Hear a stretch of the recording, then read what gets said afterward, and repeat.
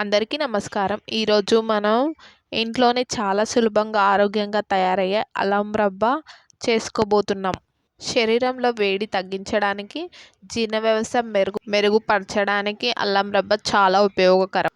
ముందుగా తాజా అల్లం తీసుకొని బాగా కడిగి తొక్క తీసి చిన్న ముక్కలుగా కోసి 1 కప్పు అల్లం ముక్కలను మిక్సీలో వేసి మృదువుగా పేస్ట్ చేసి పక్కన పెట్టుకోవాలి. ఇప్పుడు స్టవ్ ఆన్ చేసి ప్యాన్ పెట్టుకొని 2 కప్పుల చక్కెర వేసి అరకప్పు నీళ్లు పోసి చక్కెర పూర్తిగా కరిగే వరకు కలుపుతూ ఉడికించుకోవాలి. చక్కెర పాకం మరిగిన తర్వాత కన్సిస్టెన్సీ ఇలా ఉండాలి.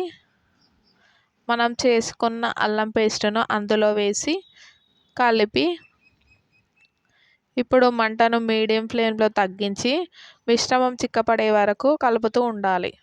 చివర కన్సిస్టెన్సీ ఇలా ఉండాలి. చివరక రెడీ అయిన మిశ్రమాన్ని ఒక చెక్కకు నూనె రాసుకొని దానిపై వేసి ఈవెన్గా అని చాకుతో ఘాట్లు పెట్టి ఈవెన్గా అని చల్లారనివ్వాలి.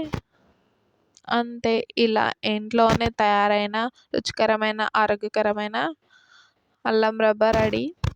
శీతాకాలంలో ఇది తింటే మరింత ప్రయోజనం. ఒక్కసారి తప్పకుండా ట్రై చేసి కామెంట్ చేయండి. Thank you everyone.